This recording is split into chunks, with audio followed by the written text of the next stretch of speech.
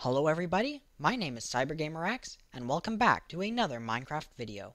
Today, we're going to be looking at Stargates 4.0 for Minecraft 1.16. That's right, it's another version of Stargates in vanilla Minecraft. Let's get into it. Let's start with the fundamentals of this data pack. What is a Stargate? A Stargate, based off of the TV series, is a ring-shaped device meant to transport players over vast distances or even across dimensions instantly. A player can use the gate by entering 6 or 7 numbers, if you are going across dimensions, into the dial home device. The gate will then dial and see if there is a gate at that location. If there is, a connection will be formed, and all a player will have to do is walk through to appear on the other side. In this data pack, there are two types of DHDs. There is a Milky Way DHD and a Pegasus DHD. These are both identical in functionality, with the only difference being the textures used. Both DHDs can be found in abandoned mineshafts, desert pyramids, jungle temples, and shipwrecks, but are a fairly uncommon loot to find, so consider yourself lucky if you come across one. To destroy a DHD, you just break the base of it like you would any other block in the game. DHDs can also be placed in any orientation, just like any other block in the game. Now, a DHD serves two functions. They can either dial a gate, or tell you the address of a gate. Now, in order to function, a DHD will always need to be within 16 blocks of a gate. As you can see, we are more than close enough here. To get the address of the gate, you right-click on the base, and it will open the menu. As you can see here, there are 7 numbers present, as well as the symbols above them. These symbols correspond to the symbols on the ring of the Stargate, and the Pegasus DHD shows the Pegasus symbols. Now, the first 6 numbers here are the address of the gate. The 7th is not necessary, but if you wish to dial another dimension, is. If you are dialing the Nether, it will be 1. If you are dialing the Overworld, it will be 2. If you are dialing the End, then it will be 3. To dial a gate, you just stand 1 block away, and then press T on your keyboard to enter the chat menu. And then you can enter the numbers by merely dialing with the text present. Now, I'll dial the gate next to me. So, the address for my gate, which I have written down, is 13, 18, 8, 26, 35, 34. Now, as you can see, when I put in the 6th number, the square here went dark red. What that means is we can just click on it and the gate will begin to dial. Now, if we wanted to dial another dimension, we could also enter another number, but we're not going to do that for now. As you can see, the gate begins to dial. There are 3 types of Stargates. The Destiny Gate from Stargate Universe, the Pegasus Gate from Stargate Atlantis, and the most iconic Milky Way Gate from Stargate SG-1. To create a Stargate, you want to create a 7x7 ring of blocks, or in the case of the Universe Gate, a 5x5 ring of blocks. For the Milky Way Gate, you will need iron blocks, redstone lamps, and a gold block. This gold block indicates which direction the gate will be facing. If it is on the right, you will be looking at the symbols. If it is on the left, you will be looking at the back. When you have created the ring, stand in the center and the gate will be formed. To destroy a gate, you can see around the outside there are blocks. All you have to do is break one and you will see this again. Now, you may have noticed that on the corner here there is no block. That is because on the bottom layer of all Stargates, you can place a set of blocks to then inset it into your world. For the Pegasus Stargate, instead of iron blocks, you want to use lapis blocks, but the same as the Milky Way Gate, you want to have your gold block to indicate which way it's facing, and the redstone lamps. If you stand in the middle, like the Milky Way Gate, the Pegasus Gate is created, as well as you can place blocks along the bottom. The final gate type is the Universe Gate. This gate is a little bit special. This gate is only 5 by 5 blocks in size, so if you want to fit it into a smaller area, this is the better gate. For this though, you will need obsidian blocks, and also redstone lamps in the following configuration. Once more, you have the gold block, but be aware that the lamps do change positioning based on where the gold block is. But like the others, you stand in the middle, and the gate is created. Now in this one, it is not the second layer which you can place blocks in, but the bottom. And there we have creating and destroying all 3 types of stargates. Each gate has its own properties and dialing sequence that come along with them. We'll begin with the Milky Way gate. The Milky Way gate features an inner ring that spins to the selected numbers, and chevrons along the outside that light up with each chevron that gets encoded. Let's watch this dial sequence.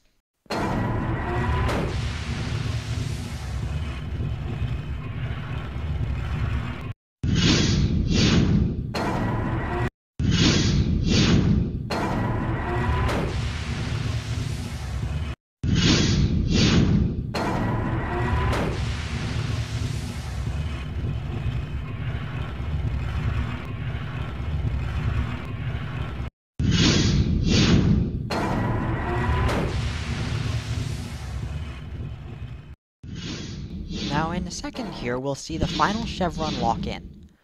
When that happens, a vortex comes out of the gate, and a connection has been established. All we have to do is walk through, and we appear out of the gate that we dialed. After 20 seconds, the gate will then shut down, and all the lights on the outside will turn off. The Pegasus gate features the lights on the outside lighting up, going in a circle, till it reaches the chevron that's being encoded. Let's watch this in action.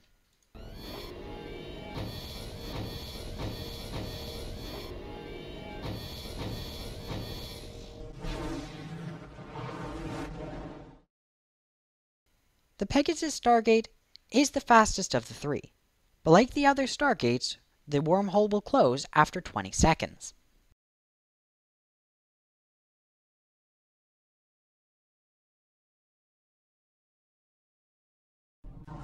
Let's now watch the inbound animation for a Pegasus Stargate.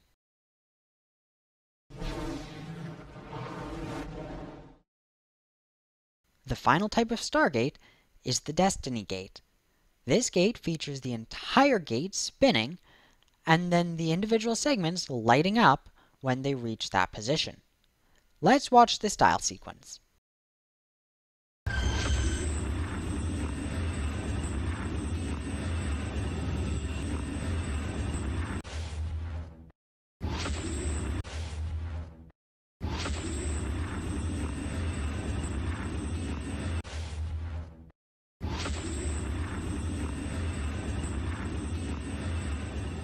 As you can see, in this dial sequence, the gate first lights up and then begins to spin. Once it reaches a chevron, that chevron then lights up. Like the others, when all chevrons have been locked, a wormhole will appear.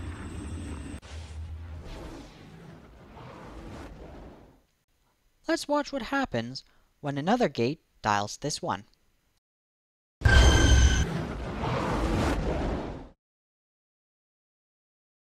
You've probably noticed the large amount of redstone surrounding the gates throughout this video. That is because Stargates 4.0 features redstone integration. Now you can see on the right side a lever is placed below the gate. Whenever the gate is dialing out, that lever will be on. On the other side of the gate, you will notice another lever. Whenever your gate is dialing into this one, that lever will then be on. These must be levers, though it does not matter which way they are placed. As well, in the center of the gate, you can see a redstone torch. This is on a wall right now for me, but can also be placed just on the block below it. This controls the iris of the Stargate.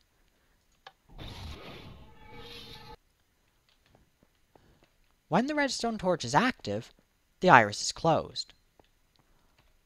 But when the redstone torch is inactive, it opens. Now if you haven't seen the show, An iris is a device that prevents people from going through a Stargate. Should this iris be closed and you dial into this gate and walk through, it will kill you immediately.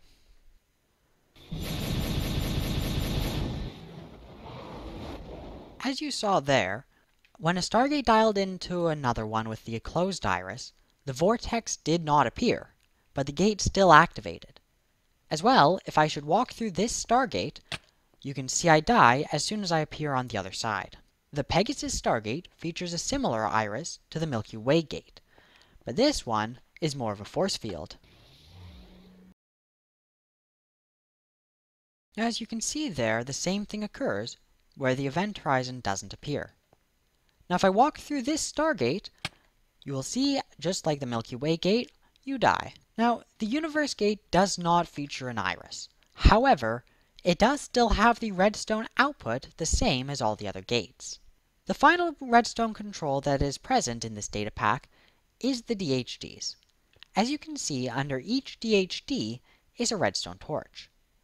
Like underneath the gate, this redstone torch can either be on a wall or placed on the block directly below. Now what this will do is dial the last dialed address of that dial home device. So if I press this button, which you can see is linked to that redstone torch, the gate will begin to dial. As well, you can see that the redstone torch on the right has activated because this is an outgoing wormhole. Now up until this point, we've only been in this small area, but let's try dialing another dimension. So I'm going to enter now the first 6 symbols of the address.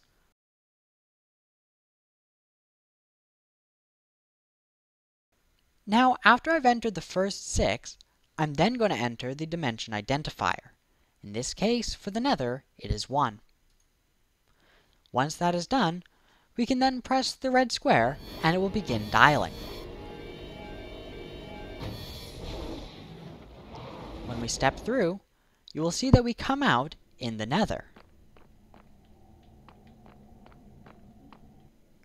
We can also dial the end.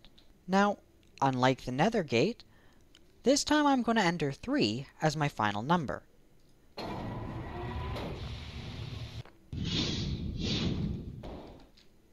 Now once more, the same as going through to the Nether, once we walk through, we will appear in the end. Now bear in mind that I did place these Stargates here before I recorded this video. If a Stargate is not present, then you will not get a connection, and the gate will just shut down.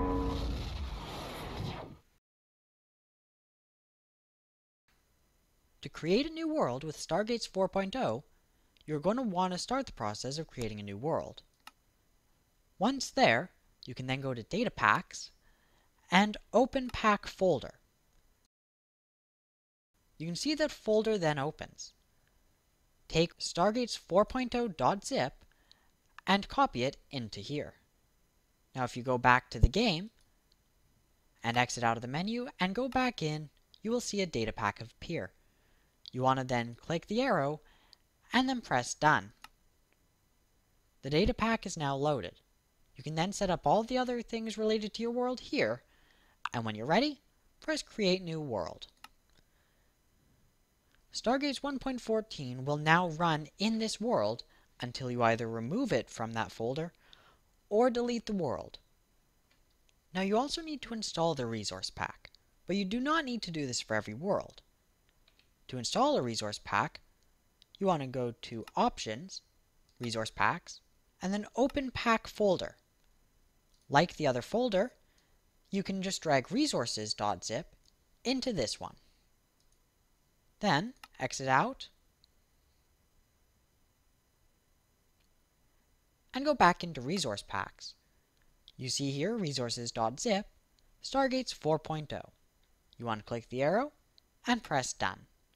If you have any other resource packs installed, I would recommend that you put it at the top of the list, as the models are crucial to the operation of Stargates. You are now ready to go, and you have a brand new world with Stargates in vanilla Minecraft. If you want to install Stargates to an existing world, you will need to navigate to the .minecraft folder. On Windows to do this, you want to type into the search bar %appdata%. Now I already have it open here, and I can just go into .minecraft. You then want to access your saves folder and pick the world that you would like to have Stargates in. Then you want to navigate to data packs. Once here, you can then take the Stargates 4.0.zip and once more copy it in. The same as the first world, however, you do need the resource pack. However, should you choose, you can just drag the resource pack directly into the world folder. That is up to you. Thanks for watching. If you enjoyed the video, leave a like and subscribe so you'll be notified of all future content. If you would like to download Stargates for yourself, a link will be provided in the video description. Now, although this data pack was built for 1.16, it is compatible with 1.15. It is unsupported, however, so use it at your own discretion. If you would like to use a version of Stargates that is built for 1.15, a 3.1 update has been released, and a link for that will also be provided in the description. Once more, I'm CyberGamerX. Have a great day.